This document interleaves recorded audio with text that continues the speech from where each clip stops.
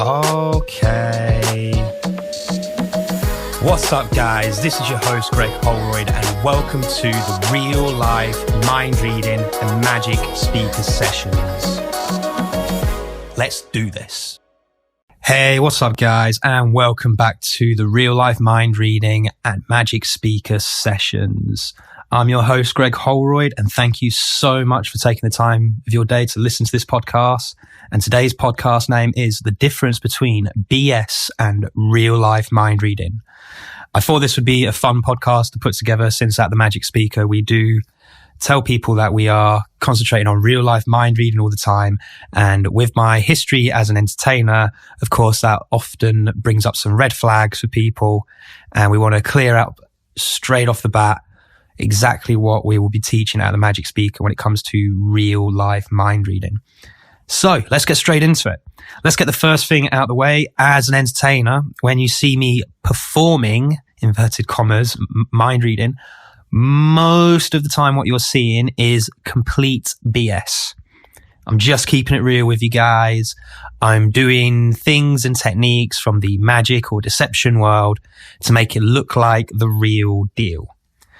However, that being said, there are small details that I do within these performances that help build the trusting relationship with the participant to actually allow me to influence them in that way, to make them think that I'm actually reading their mind. So this podcast, we're going to be looking at all the different things that I've learned as an entertainer, look at the stuff from the body language and the behaviour analyst world that we'll touch on. Because the interesting thing is, from the magician world, some of these techniques can actually help us when it comes to real life mind reading, which begs the question, Greg, what is real life mind reading? And in my opinion, real life mind reading is simply the ability to attune ourselves to how other people feel and think to help build a trusting and meaningful relationship. Really let that sink in. The ability to attune ourselves to how other people feel and think to help build trusting and meaningful relationships. And at the Magic Speaker, the reason why we focus on this, because this, by building that trusting relationship, it puts us in a position to ethically influence that person in the interaction, where that may be a conversation, sales call, therapy session, coaching session. Honestly, this can be applied to so many different fields. It is insane. And later on in this podcast, we're going to be going through the most important thing you need to do before every single interaction to start helping yourself see areas of sensitivity and value drivers, so you can actually start putting things in place before these actually become a problem or a barrier within the interaction. So we're going to jump straight into my first experience with a mind reader. Was probably back at university. I had an audition for a entertainment agency, and there was a psychic reader there. She was using tarot cards. She did a reading on me. At the time, completely blew my mind. Like, I'd dabbled in the area of mind reading, didn't really hit it off too well. However, this interaction with this lady and this performing environment and this performing agency, is exactly why I started getting into the world of mind reading. So in the magic world, there are lots and lots and lots of different fields that you can specialize in magic. There's card magic, there's coin magic, there is close-up magic, there's stage magic. There's all these different fields.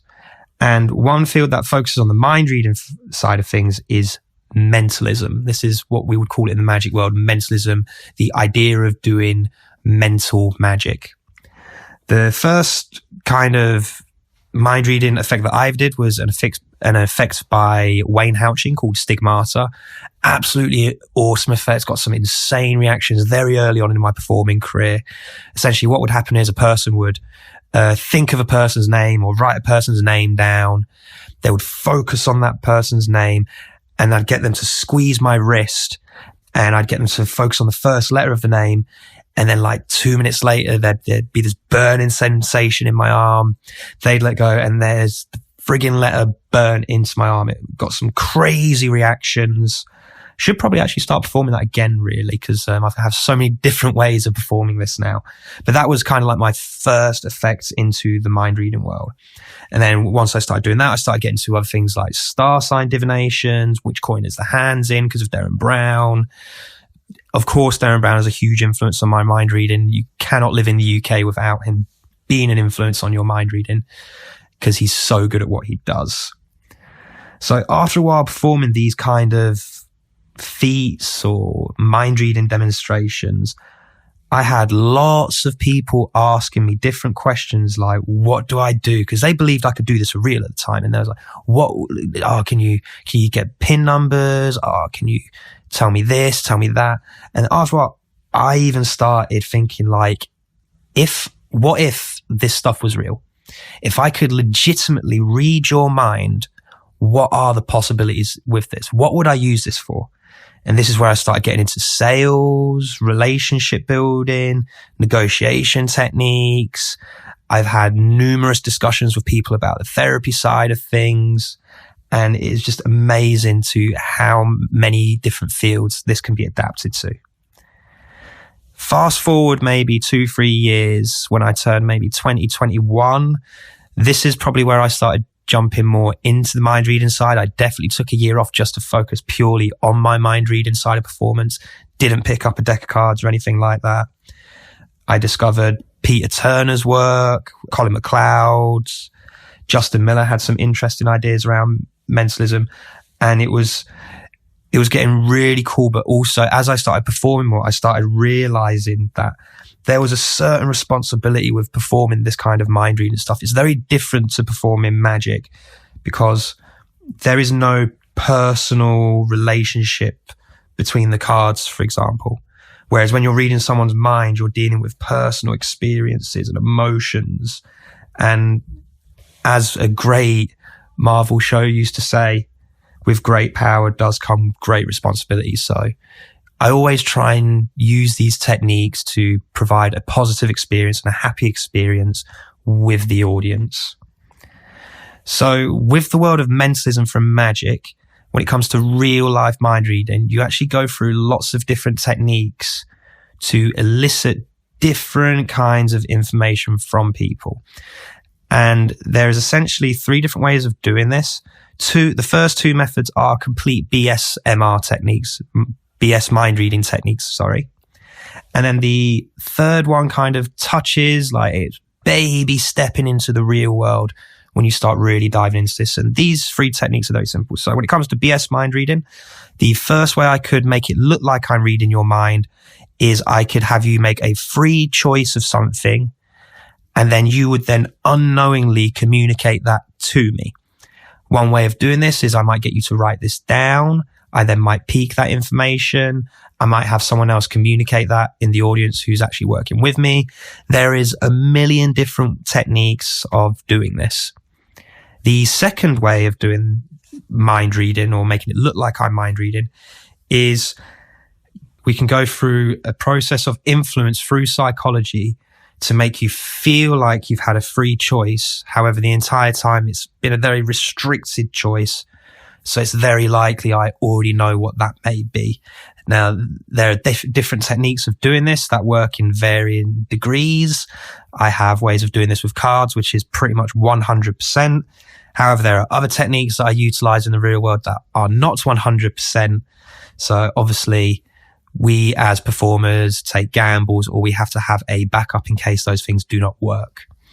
And then the third technique from the mentalism world that I look at, and is probably baby stepping into the real life mind reading, is cold or hot reading. So cold or hot reading is we'll go through cold reading. Cold reading is basically the technique of sitting down and having a conversation with someone and then speaking to that person as though you know exactly what's going on in their head. And what is actually happening here is that the speaker is using different techniques like universal experiences or statements, binding statements. It's actually a very easy skill to develop. All we're doing is, the way I personally do cold reading is I look at someone and I imagine that they're one of my friends, and then I describe that friend to them. And I know full well that I'm not going to get 100% of it right. However, if you throw enough mud on the wall, some of it will stick. However, when you do this and you get lots of yeses, and the person, you're getting lots of these statements on target, the person feels like you're building a really trusting relationship with them, and it feels like you're going into their soul, which is why they trust you. And is also the reason why I consider this to be touching on the realms of real life mind reading. So I was doing this for years. I'll give you a few examples. Like universal experiences, for example, would be like the first time riding your bike, wetting the bed, a fear of, like a very common fear of spiders is something that I like to use. Anything that like could be a universal experience that more than one person has experienced, that would be considered a universal experience.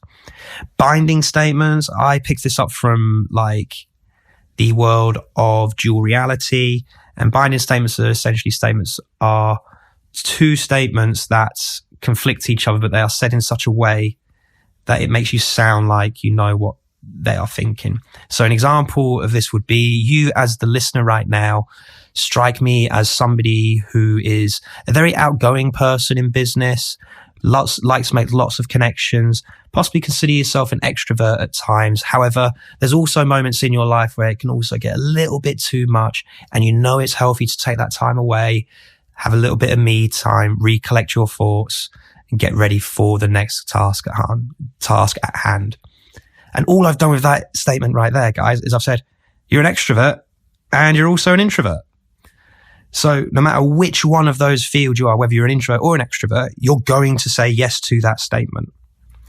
I learned this from a bunch of different books and techniques. The most useful book I came across was called the James Bond Cold Reading Technique. Definitely check that out. There's lots of fun stuff in there, and it teaches a cold reading method through 12 simple steps through a story. Now we're going to get into the interest stuff. Now we're going to fast forward to 2018, when I was probably like 2-3 years into the P.O.W.A Academy, P.O.W.A Academy. Before this, it was very orientated around magic. Like Danny, the owner of the P.O.W.A Academy, had a very clear vision. However, it just so happened a lot of the people he was talking to at the time, or from what I gather, were magicians. So it became quite magic orientated. However, the stuff we teach at the P.O.W.A Academy can be adapted to so many fields, honestly. In 2018, Paul Gutteridge came to the P.O.W.A Academy, and he changed the game completely. Paul is a behaviour analyst and a body language expert. He works in all different kinds of fields, in terms of politics and the world of negotiation, works in lots of high risk environments. He can't even explain most of his experiences in terms of what he does because of the nature of his work. However, he is the man when it comes to reading psychological body language, behavior analysts, methods for reading people with or without seeing them. A lot of the stuff I teach at the Magic Speaker Guy comes from this person's amazing wealth of knowledge. One of the courses I would highly recommend you guys check out is the No BS Body Language System by Paul Gutteridge at the P.O.W.A Academy. I will leave a link in the description of this episode for you guys to check out. Whenever I took part of Paul's courses, it turned out a lot of the things that he was teaching, I had already accidentally discovered when I was doing my mind reading performances. And it's also worth me noting at this point, guys, during this point, before I met Paul, I was only using these techniques for mind reading performances. I wasn't really utilizing these in the sales world of my business, the marketing side. When it came to networking, it was around about 2018 when I met Paul, I started to really understand the body language and how to use this stuff for building trust in relationships. And the biggest thing that I took away from this was the baseline technique. Baselining is very simple. When I was doing this in mind reading for star sign divinations, I would spend 5 to 10 minutes talking to the person that I was about to read their mind. However, the first 2 sentences were designed to see how the person's body language would react to being positive and negative. That was the key outcome. So, for example, I might ask them, have you been having a good night tonight? I'd let them answer. If I got a positive reaction, I'd make a note of their body language. they had a negative reaction, I'd make note of their body language again. It wouldn't make a difference at this point. Once they finished that conversation, I would then ask a conflicting question to their response. So if they had a positive response, I now want to ask a question that's going to elicit a negative response. So if they ask a positive question, I might ask, has there been anything that's been bothering you this week?